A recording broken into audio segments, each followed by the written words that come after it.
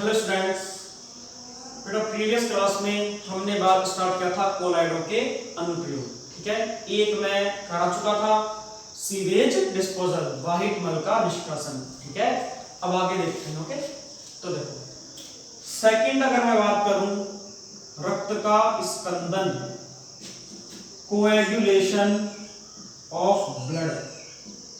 ठीक है, तुम सब जानते हो रक्त में एल्बुमिन जैसा पदार्थ होता है, एल्बुमिन, और ये होता कैसा है, ऋणावेशित, यानी इसके जो कण होते हैं वो कैसे होते हैं, ऋणावेशित। तो जब मान लो तुम्हारे बाहर शरीर में चोट लग जाती है, ब्लड लगातार बह रहा है, तो उस ब्लड में Al+3 Fe+3 का कोई विलयन मिला दो तो क्या होगा, यानी बाहर से विद्युत अपघट्य डाल दो तो क्या हो जाएगा। अब देखो ऋणावेशित माइनस चार्ज, इन पे कौन सा पॉजिटिव क्या कर लेंगे, आकर्षण। ठीक है, जम जाएगा, रक्त को क्या कर देंगे, बहने से रोक देंगे। क्लियर है, इसे बोलेंगे रक्त का स्पंदन। और तुम्हारा क्या होता है, घाव से खून बहना रुक जाता है। यानी कि सिंपल सा ब्लड कैसा है, ऋणावेशित, बाहर से मिला दो ऐसे विद्युत अपघट्य, इसमें क्या हो, प्लस आवेश हो। ठीक है, तो प्लस माइनस क्या करेंगे, क्रिया कर लेंगे, घाव को सॉरी ब्लड को वहीं की वहीं जमने से, सॉरी ब्लड को बहने से वहीं की वहीं रोक देगा। क्यों, आवश्यक बना लेगा। ठीक है, सेकंड थर्ड देखो,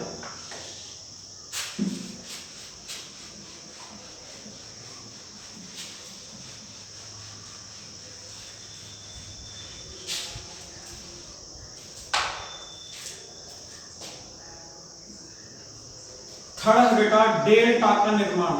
किसका निर्माण, डेल्टा। ठीक है, डेल्टा होगा कैसे होगा, तुम सब जानते हो नदी का जो जल होता है वो अपने साथ बहुत सारे रेत के कण भी लेके आता है। ठीक है, तो ये तुम्हें नदी आ रही मान लो,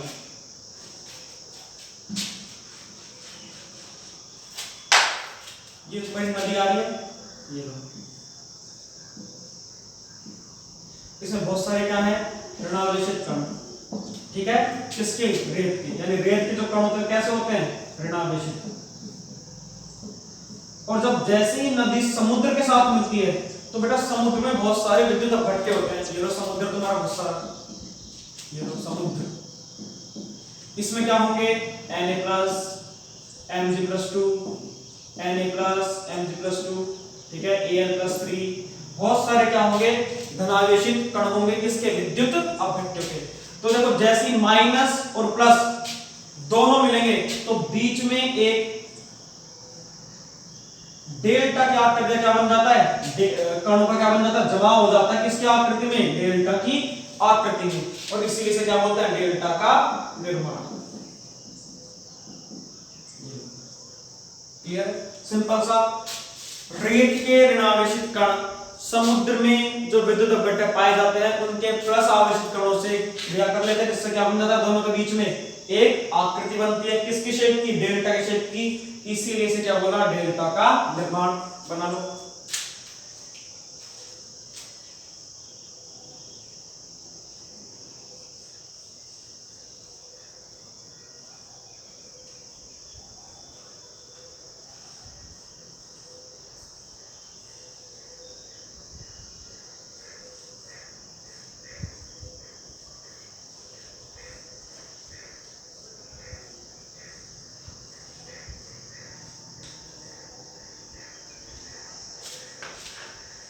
ठीक है, ये सेकंड हो गया।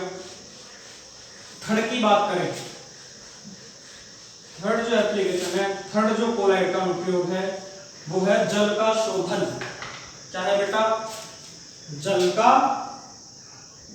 शोधन।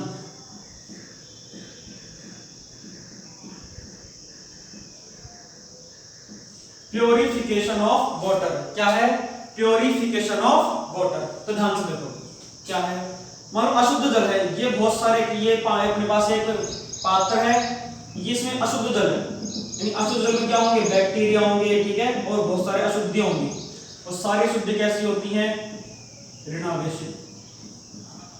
ठीक है, तो अगर तुमको इस अशुद्ध जल को शुद्ध करना है, बाहर से क्या मिला दो, फिटकरी डाल दो, फिटकरी में जो Al+3 आयन होंगे वो इन ऋणावेशित कणों से क्या कर लेंगे, क्रिया कर लेंगे, स्पंदन हो जाएगा, अवक्षेप बन जाएगा, ठीक है। और जो जल होगा उस जल को छान के अपन काम में ले लेंगे। ये क्या हो गया, जल का शुद्धिकरण।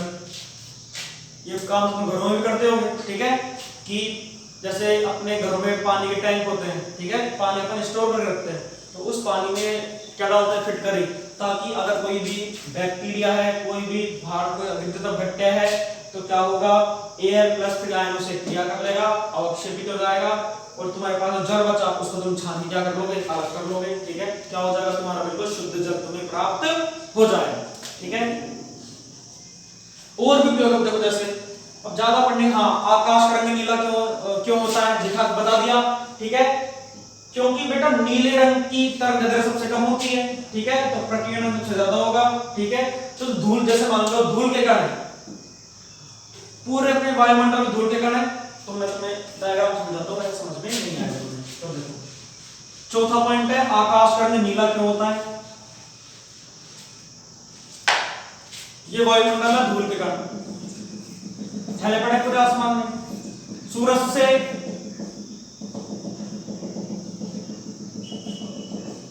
किरणें, उसमें नीला कलर भी होगा। अब जो बाकी जो कलर होते हैं उनको तो विब्योर, सूरज में विब्यो कलर होता है, विब्योर पढ़ा होगा फिजिक्स में, ठीक है। तो ये जो कलर आए इनमें क्या होगा, ये ब्लू कलर के अलावा सारे कलर क्या कर लेगा, एब्जॉर्ब कर लेगा। लेकिन ब्लू कलर एब्जॉर्ब क्यों नहीं करेगा नीला कलर, क्योंकि बेटा नीले कलर की तरंगदैर्घ्य सबसे कम होती है। तो जैसे नीला कलर यहां से सूरज की किरणें टकराई तो इसमें बाकी जितने भी कलर है, 6 कलर है, वो सारे क्या कर लेगा, एब्जॉर्ब कर लेगा। बचा केवल एक, कौन सा, ब्लू कलर, नीला। कम तरंगदैर्घ्य की वजह से ये धूल कणों से टकराएगा और वापस चारों तरफ आसमान में फैल जाएगा। इसी वजह से तुम्हें आसमान किस कलर का दिखाई देता है, ब्लू कलर का। किस कलर का, ब्लू कलर का। स्विमिंग पूल का पानी भी, समुद्र का पानी भी नीला क्यों दिखाई देता है, केवल इसी वजह से। समझ में आ गया। ये धूल के कण है, विब्योर आया, 1 2 3 4 5 6 कलर तो इन धूल के कणों ने अवशोषित कर लिए। धूल है, मिट्टी है, जो भी गैसें वैसे सारी हैं पूरे वायुमंडल में कर लिया अवशोषित। बचा क्या, एक ब्लू कलर, ये टकराया और टकरा के क्या हो गया, चारों दिशाओं में फैल गया, हर तरफ फैल गया, ठीक है।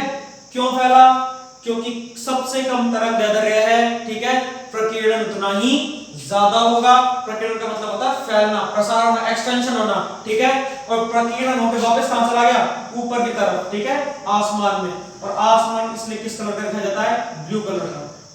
इंपॉर्टेंट क्वेश्चन है, 1 नंबर में पूछ लिया जाएगा कि आकाश का रंग नीला दिखाई देता है क्यों, ठीक है।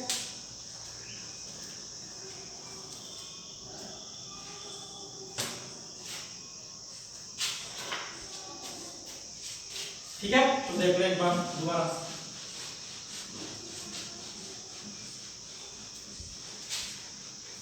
अब देखो कई तरह के बिजनेस भी होते हैं, ठीक है। जैसे फिफ्थ पढ़े अपन रबर का व्यवसाय, वहां भी उपयोग में आता है क्या, कोलाइड। 6 चर्म शोधन, वहां भी उपयोग में आता है। 7वां फोटोग्राफी, वहां भी कोलाइड उपयोग में आते हैं, ठीक है। और एक तुम्हारा जो मोस्ट है वो है धूम्र का कोट्रल अवक्षेप,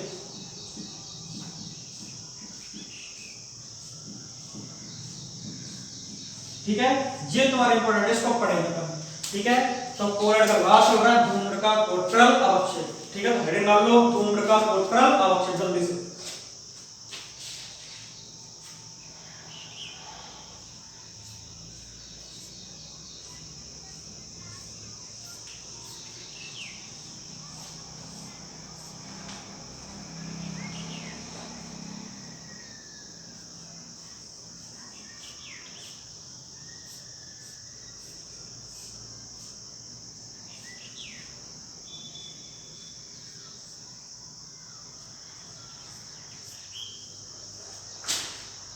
ठीक है। अब देखो क्या है धूम्र का कोट्रल अवक्षेप, ठीक। अब तूने एक चीज देखी होगी कि जितने भी बड़ी बड़ी फैक्ट्रियां होती हैं, ठीक है, उन फैक्ट्री में एक चिमनी से लगी होती है, वहां से लगातार धुआं निकलता रहता है, सबने देखा है, ठीक है, कहीं भी कभी बस में गए हो या कभी कहीं से भी तुमने देखा हो तो बहुत जो बड़ी बड़ी फैक्ट्रियां होंगी उन फैक्ट्रियों में चिमनी लगी होती है और उस चिमनी से लगातार धुआं जाती रहती है, बाहर निकलती रहती है। ठीक है, अब वही कंसेप्ट याद हो गया। अब देखो ध्यान से, ये कोटरल शेप है क्या?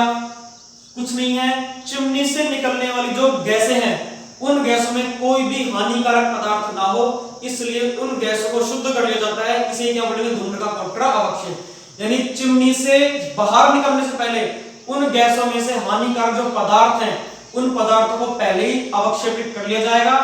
अतः जो गैसें निकलेंगी चिमनी से बाहर वो क्या होंगी? बिल्कुल शुद्ध गैस होंगी, उनसे कोई नुकसान नहीं होगा। किसको? वायुमंडल को। देखते हैं क्या है भाई। जैसे तुम्हारी वायु है, ठीक है, पूरा वायु है इसमें, तो वायु में कार्बन के कण होंगे, तुम्हें पता है ये नुकसान पहुंचाते हैं अपन कार्बन के कण। ठीक है, क्या करेंगे? इन कार्बन के कणों को विपरीत आवेशित प्लेटों द्वारा अवक्षेपित कर लेंगे।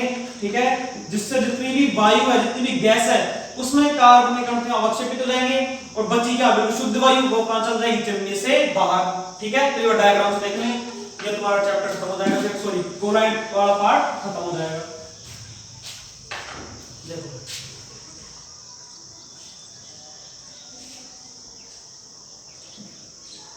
ठीक है,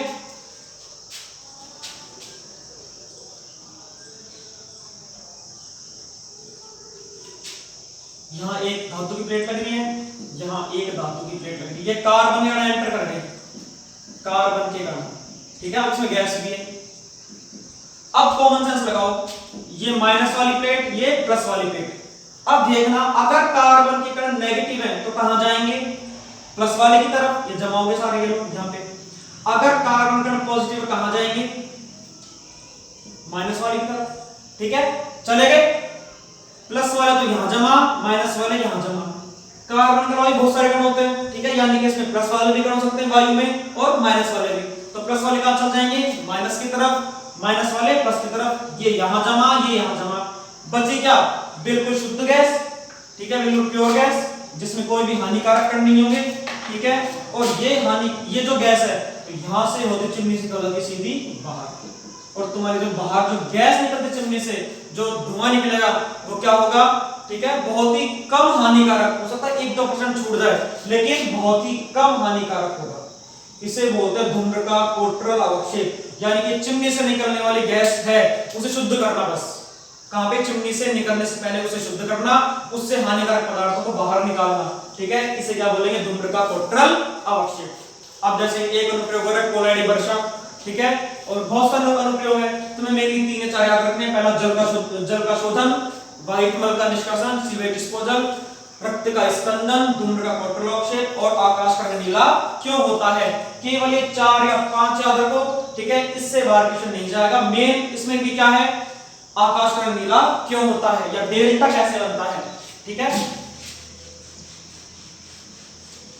अब कई बच्चों में सवाल आ रहा होगा सर, जब नदी का पानी समुद्र से मिलता है तो डेल्टा का ही शेप क्यों बनती है? क्योंकि बेटा जब रेत के जो ऋणात्मक कण है समुद्र के जब पॉजिटिव चार्ज विद्युत अपघट्टों से मिलेंगे तो बेटा जो शेप बनेगी वो डेल्टा की जैसी ही बनती है, ऐसी ही बनती है, थोड़ी सी ये ऐसी बनती है थोड़ी सी। ठीक है, इसलिए इसे क्या बोलेंगे? डेल्टा का निर्माण, डेल्टा का बनना। वैसे भी नदी के मोहन पर बनता क्या है? डेल्टा। क्या बनता है? डेल्टा। ठीक है, तो अब देखो कोलाइड का उपयोग में तुम्हें मेनली कितने पढ़ने हैं? पूरी थ्योरी याद मत करना, जो मैं मैंने बताया वो करना, उससे बाहर पेपर में नहीं जाएगा। पहली बात तो इस यहां से क्वेश्चन आएगा नहीं, और आएगा भी तो जो बता रहा हूं उससे बाहर नहीं जाएगा। सबसे पहला जल का शोधन,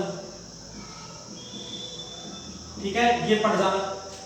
सेकंड डेल्टा का बनना। थर्ड आकाश का रंग नीला क्यों होता है। ठीक है, चौथा धूम्र का कोटरल अवक्षेप और रक्त का स्पंदन। बस दैट्स इट। ये तुम कोलाइड का उपयोग याद कर लो, यहां से बाहर क्वेश्चन नहीं जाएगा, मेरी गारंटी है 101%। ठीक है, अगर अनुप्रयोग से क्वेश्चन आता है तो यहां से बाहर नहीं जाएगा इन 5 से बाहर। ये 5 पढ़ लेना, दैट्स इट, बस इतना ही तुम्हारा, ठीक है। तो जहां तुम्हारा जो कोलाइड वाला जो पोर्शन है वो कोलाइड वाला पोर्शन कंप्लीट हो चुका है, कोलाइड वाला पोर्शन कंप्लीट हो चुका है। अब अपने दो बचे, ठीक है, एक तो अधिशोषण और एक उत्प्रेरक। क्लियर है भाई? जब मैंने चैप्टर स्टार्ट करवाया था तो मैंने क्या बताया था कि इस चैप्टर में अपन केवल 3 ही टॉपिक पढ़ेंगे, फर्स्ट अधिशोषण, सेकंड उत्प्रेरक और थर्ड कोलाइड। सबसे पहले मैंने क्या लिया था, कोलाइड, वो कोलाइड अब कंप्लीट हो चुका है, ठीक है। अब अपने पास 2 टॉपिक बचे, फर्स्ट तो बचा है अधिशोषण, एडसॉर्प्शन, सेकंड है उत्प्रेरक, ठीक है। तो अब अपन पढ़ेंगे उत्प्रेरक। क्यों मैं उत्प्रेरक क्यों ले रहा हूं? क्योंकि तुम सब जानते भी हो क्या होता है, आसानी से 10 क्लास में खत्म हो जाएगा उत्प्रेरक क्या है, ठीक है। कोई जल्दी, अब देखो कोलाइड तो बिल्कुल नया था तुम्हारे लिए, तो मैंने एक चीज को डिस्क्राइब किया, एक फैक्ट को डिस्क्राइब किया है, उत्प्रेरक। अब उत्प्रेरक क्या होते हैं तुम सब जानते हो, अभिक्रिया की दर को चेंज करने वाले, या तो उसकी गति बढ़ा दें या उसकी गति कम कर दें, यानी अभिक्रिया के वेग को चेंज करने वाले, ठीक है। The change in velocity of reaction is known as catalyst, यानी कि या तो अभिक्रिया की जो वेग है उसको कम कर देंगे या बढ़ा देंगे, ऐसे पदार्थ को क्या बोलेंगे, उत्प्रेरक। कितने प्रकार के होते हैं सब अपन देखेंगे। क्लियर है? 10 में पढ़ाओ 2 प्रकार के, फिजिकल स्टेट के आधार पर, केमिकल स्टेट के आधार पर, होमोजेनियस, हेटेरोजेनियस, ठीक है, पॉजिटिव, नेगेटिव, बायो और ऑटो, ये सब पढ़े हुए तुमने। अब अपन इनको डिटेल में पढ़ेंगे, ठीक है। तो बेटा आज के लिए हम इतना ही पढ़ेंगे, उत्प्रेरक वाला जो एक टॉपिक है इसको हम नेक्स्ट क्लास में देखेंगे। Okay, thank you.